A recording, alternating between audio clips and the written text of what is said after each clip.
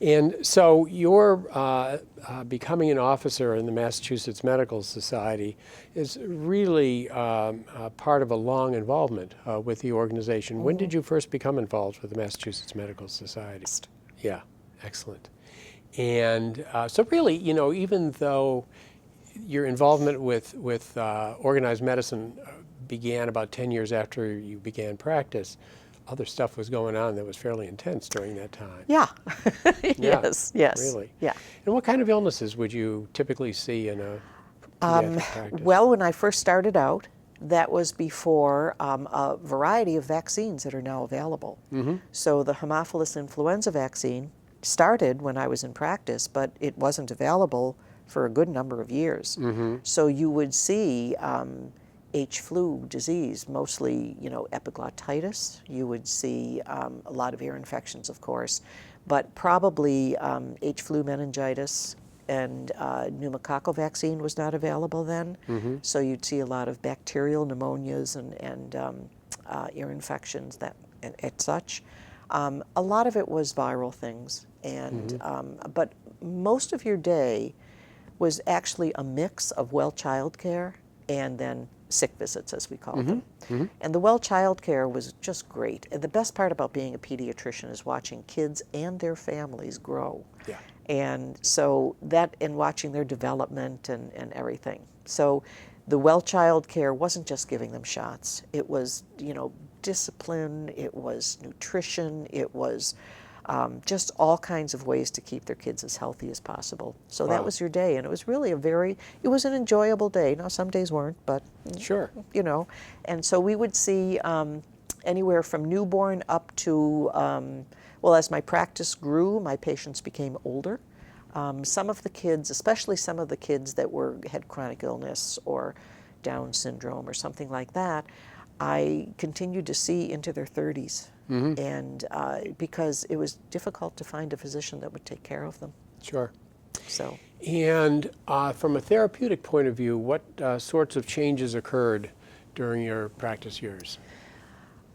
A whole lot of different antibiotics came out. We always used to use holy water, which was amoxicillin. But then that became ramped up with Augmentin and then Zithromax. And so a whole bunch of second, third, and fourth generation cephalosporins. We used to keep, obviously for emergency things, we used to keep medicines if we needed to give anything. We would keep some of those antibiotics in the office. But most of the time, I gave very few injections of antibiotics. Most of them were oral, obviously, and then watching to see the difference in preparation of those medications. So all of a sudden, amoxicillin became all different flavors. You could go to the drugstore and get anything you want in a flavor. They also then made them chewable, which was a real help. So I think looking at the treatments, we did not do anything like intravenous. I just didn't have the time or the staff to do that. So, but most of it was prescription, either prescription antibiotics or prescription medicines for their chronic illnesses. And also during your career, the involvement of a general pediatrician with inpatient care has evolved. Yes, yes. So we were one of the last practices to continue to do our own hospital rounds. And when I was in the office, we started talking about having the hospitalists take over our inpatients at UMass, because at that point, there was a very small unit. That was the other thing that happened in Worcester. There was a very small unit at St. Vincent for pediatrics, but a very big nursery. And then obviously almost all the inpatients were at UMass. And so we actually caved and had the hospitalists take over our inpatients at UMass, but we continued to do our newborns. And I said, I don't think we should give up doing newborn rounds because, and now I look back on it, and when I'm out and about in the community or I see people, they'll say, oh, I remember you saw me when I was born. My mother told me you saw me, I was born. And I'm thinking, I did do that. So I think that's, again, one of the joys of being a pediatrician. But now I think there's no pediatric practice that does Right. their own newborn rounds Right. anymore. So that's evolved. So let's talk about your training, your residency in medical school. Where'd you go to medical school? I went to the State University of New York at Buffalo. Mm-hmm. So state school. It had my tuition. You know, if medical students listen to this, they'll be so jealous. My tuition was $400 a semester, and then it doubled. In my Yeah. second year, it went to $800 a Yeah. semester. So, of course, most of us in our day graduated with zero debt. Right. Zero debt. And so that was in Buffalo. I chose Buffalo for several reasons, most of which had to do with my father had become ill with, they didn't know what was the matter with him. He ended up having ALS, and it took him several years to die. So he did die during my second year of medical school, but I was glad that I stayed at home Yeah. because it was difficult for my mother, Sure. for my sister, and I thought I could go somewhere else. I did apply and got into some other medical schools, but I really felt like I was abandoning the family if I left town. So I stayed at Buffalo. And the format in those days was 2 years of basic science, Yes, classroom work. yes. Although we did do some clinical work our first year.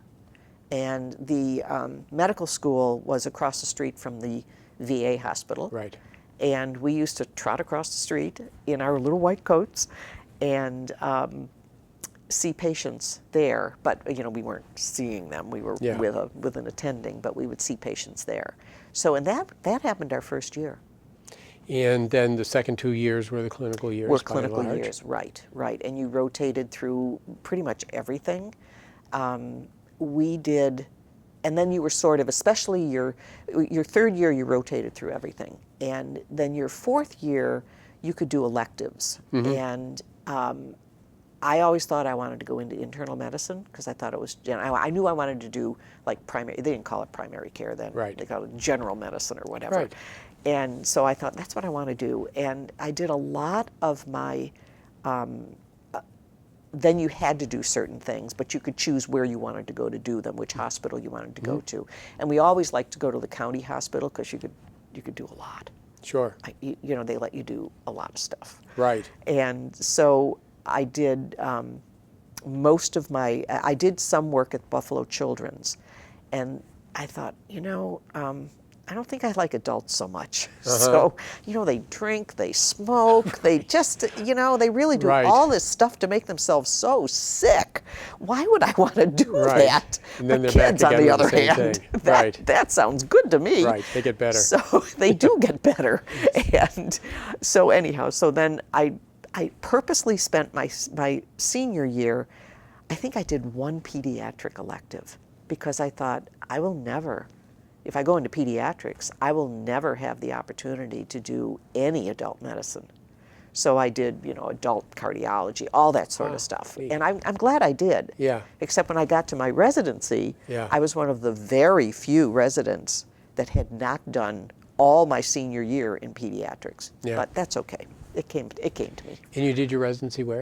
At Children's Memorial Hospital in Chicago. It was Northwestern's program. And what was life like in those days? It was every third night. Okay. We judiciously avoided every other night. There were a lot of really good pediatric training programs that were still every other night call. And I said, I just don't think I could do that. But every third night, that seemed pretty good. So it was a 3-year residency, and I think during that time, you had a couple of rotations where you didn't have every third night call. Like if we were in the emergency room, you did 12-hour shifts. And sometimes you did them at night, and sometimes you did them during the day.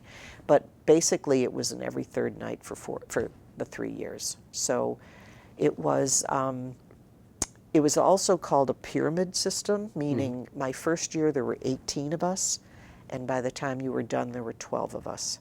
So they would let certain people kind of go. And so the third year were 12 of us graduated the program. And what was the involvement, how much autonomy did you have as a resident? More than we should have. More than we should have. I remember as a first-year resident being alone in the intensive care unit all night long. My backup was a fellow who lived elsewhere. Now, I shouldn't, that sounds terrible. He lived in the apartments that were provided by the hospital for fellows, which was across the street. But it was about a 10-minute walk for him to come over. Sure. So there's a barrier to getting less help. than ideal, less than ideal. Yeah. The emergency room, we did a lot of emergency room stuff. We had an attending in the emergency room with us until 11 o'clock at night, and then you were alone, but you were in the hospital. So you had your colleagues there. Very few attendings were in the hospital at night, but you at least had other support. Okay, and now, at what point did you get married? We got married, I have to think. So after our residency, we got married at the end of our 3rd year because Bob then was chief resident. So I finished, he stayed on as chief, so we lived another year in Chicago. And what was interesting is my salary tripled, number one, from being a resident to being an attending. Sure. I got a job at Michael Reese Hospital, which is no longer. In It's part of Chicago, University of Chicago. And I worked in the ambulatory pediatric clinic there. And I did some research, mostly supervising residents and seeing patients. So I did that for a year. And then we moved to Worcester. And so Buffalo, Chicago, Worcester, how did that happen? Well, in Chicago, Bob's from Dorchester. Okay. And he really wanted to come back to Massachusetts. I frankly had no desire to go back to Buffalo, and Worcester sounded good to me, except because I thought it was like, 10 minutes into Boston. I found out otherwise, but that's all right. Worcester was a shell shock coming from Chicago. Yeah. It was, where are the restaurants? Where's the culture? What is this? But we've been here a long time, 42 years. So your husband came in as being in charge of pediatrics at City Hospital. Yes, he was hired by Barry Hanshaw, who was the first chair of pediatrics. And you were recruited by a physician in private practice who basically saw his practice expanding and needed help. Yes. So very interesting. Okay, great. Did you look at any other places at all, or was it pretty much here? As far as practice, I did. What was very, very interesting in those days, at that time, Fallon Clinic was the big provider in a clinic setting and, a closed panel HMO, so to speak. And I remember calling, at that time, Fallon had 4 pediatricians. And I remember calling Mickey Martin, who was there, and talking to him. And he was very negative about taking on another pediatrician. I remember setting up an appointment to meet with John Duggan and went to the clinic.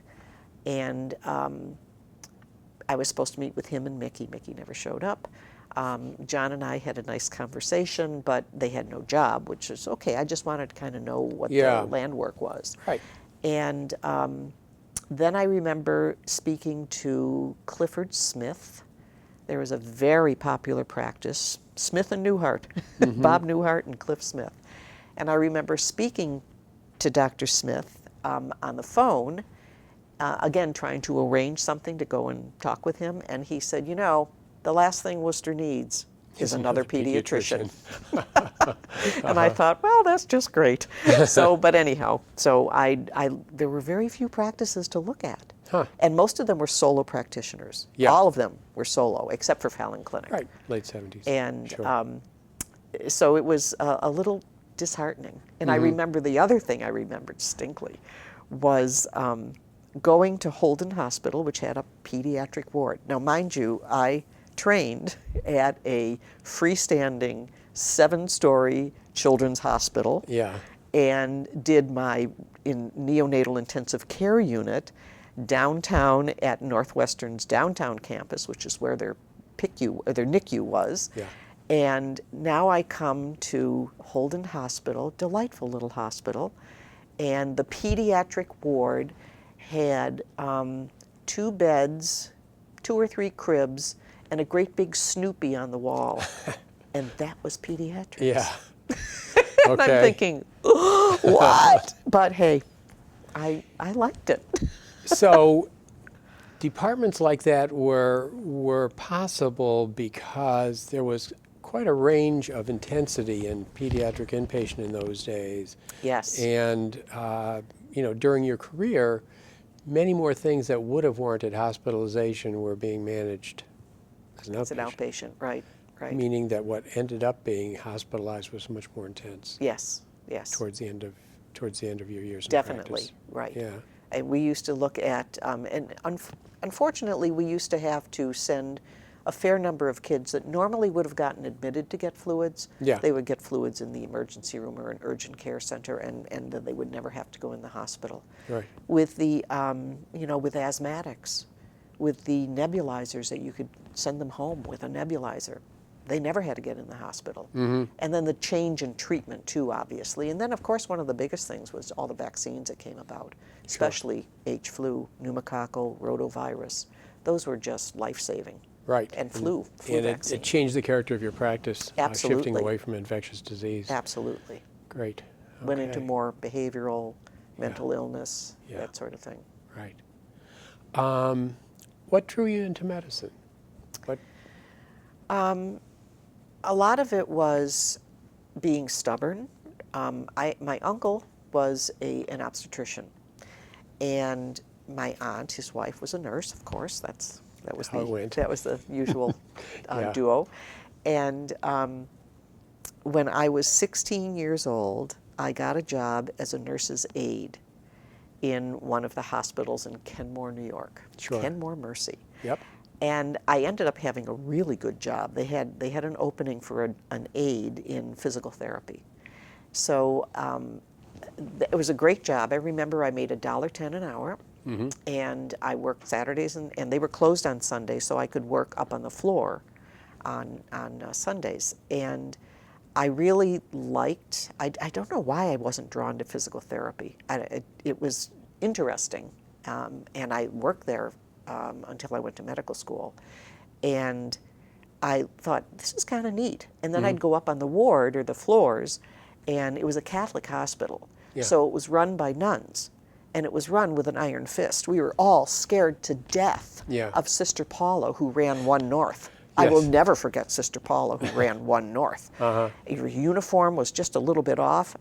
Miss, anyhow. Yeah.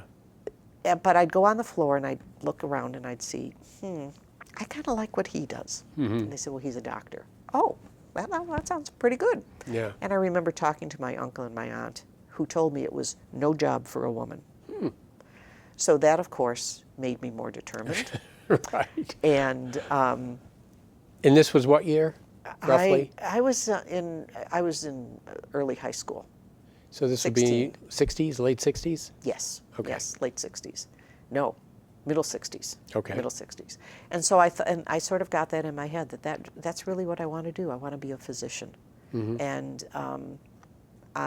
when I went to college, I did, there was no such thing as pre-med major there. Yeah. Where I went to State University of New York, Buffalo, undergrad also. And there was, you could be a science major, so I was a biology major.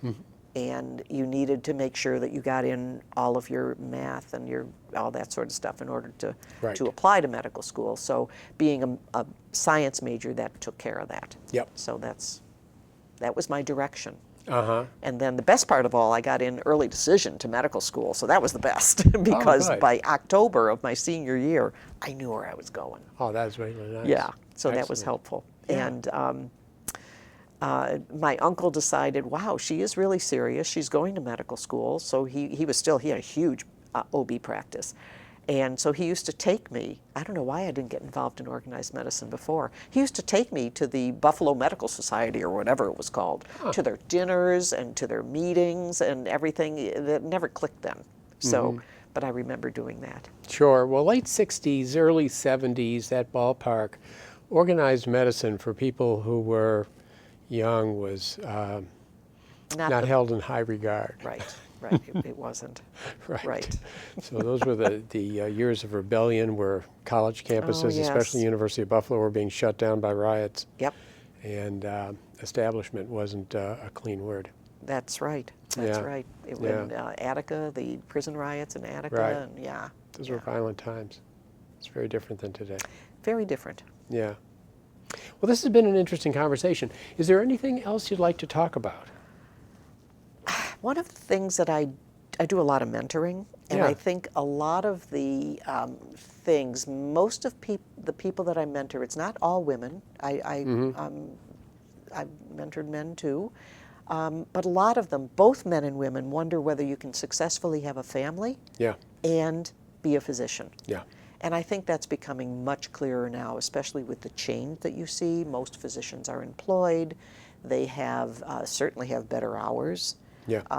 They have a lot of ancillary help now. I mean, I had never heard of a nurse practitioner, a physician assistant. Who was that? I mean, those were not around when I was in early practice, certainly. So I think just looking at the way medicine has changed with all of the other healthcare providers that are there now that weren't there. It was a doctor and then nurses, and there's nothing, maybe some physical therapists and occupational therapists. But the ancillary help was not available and no schools for them. So you bring up an interesting point, which is that the time commitment of people entering the profession of medicine today is different than it was before. In your early career, particularly, it held priority over your whole life, and you weren't necessarily feeling that you had as much time to devote to your family as people today. Yes. And as is the case with most things, things often come with trade-offs. Do you feel that physicians' commitment to their patients or to their practices may have changed along with that? I certainly hope not. I don't think so. I still see a lot of especially the fellows and the residents, when you do attending rounds, it's always, well, that's my patient. Okay. And I think that's very, very important to have ownership. Excellent. Okay. A great note to end on. So thank you very much for You're welcome. talking to me today. It's been fun. Thank you, Dale.